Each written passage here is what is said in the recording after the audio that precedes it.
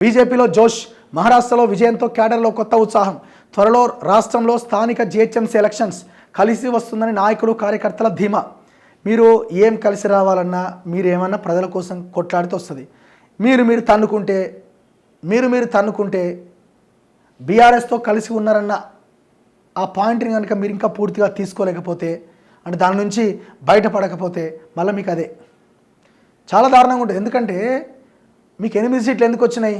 మంచి పొజిషన్లో ఉన్న మీకు ఎమ్మెల్యే ఎలక్షన్స్లో 8 ఎందుకు వచ్చినాయి? ప్రజలు ఎందుకు మీ వైపు వచ్చినట్టు వచ్చి మళ్ళీ వెనక్కి ఎందుకు మళ్ళీరు?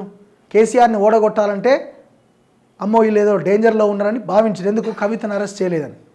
మీరు తర్వాత కవితను అరెస్ట్ చేసిర్రు, మీకు ఎన్ని ఎంపీ సీట్లు వచ్చినాయి? 4-8 అయినాయి. కానీ తర్వాత మళ్ళీ కాంగ్రెస్ స్టార్ట్ చేసింది. గవర్నర్ దగ్గర కేటీఆర్ అరెస్ట్ చేద్దాం అనుకుంటే వాళ్ళ దగ్గర ఫైల్ పెండింగ్లో ఉంది. ఎందుకు గవర్నర్ దగ్గర పెండింగ్లో పెట్టిరు? కేటీఆర్ పోయి ఢిల్లీకి పోయి బీజేపీ పెద్దల్ని కలిసిండు, మాట్లాడుకోవడానికి పోయిండని. మరి ఎందుకు గవర్నర్ దగ్గర ఇంకా పెండింగ్లో ఉన్నది? గవర్నర్ మాకు సంబంధం లేదని అన్నా జనం నమ్మరు. సో అందుకే ఈ అంశం నుంచి మీరు బయటపడాలి ఫస్ట్. సరే, మీరు ఇంకొక ఎలిగేషన్ కూడా పెడుతున్నారు. నేను కొండా విశ్వేశ్వరరావు గారు ఇంటర్వ్యూ చేస్తే ఆయన చెప్తున్నారు, లేదు వీళ్ళు వెళ్ళి కాంగ్రెస్ హైకమాండ్ లీడర్ అని కలిసిరండి. కలవచ్చు, కేటీఆర్ ఎవరినైనా కలుస్తాడు. వీళ్ళు ఎవరి కాలు మొక్కడానికి రెడీగా ఉంటారు.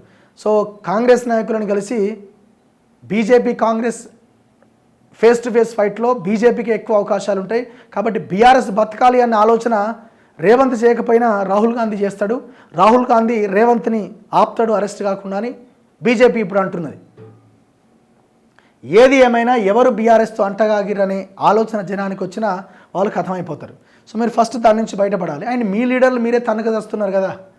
ఒక ఆయన నేను అధ్యక్షుడు అంటాడు, ఒక ఆయన కాకుండా ఈయన అంటాడు, ఈయన కాకుండా ఆయన అంటాడు. మీరు 8 ఎంపీ సీట్లు వచ్చిన తర్వాత 53 స్థానాల్లో మీకు అసెంబ్లీ నియోజకవర్గాల్లో మెజారిటీ వచ్చిన తర్వాత మీరు చేసిన పోరాటం ఏది చెప్పండి? చాలా డీలా పడిపోయారు. పార్టీ నాయకత్వము చాలా డీలా పడిపోయింది. మీరు దాని నుంచి బయటపడితే మీకు ఏమైనా వస్తుంది. మీరు మహారాష్ట్రలో మేము గెలిచినాం కాబట్టి తెలంగాణలో గెలుస్తాం, అట్లా కుదరదు. ఎక్కడి జనం అక్కడనే, ఎక్కడి సమస్యలు అక్కడనే, ఎక్కడి ఇష్యూస్ అక్కడనే.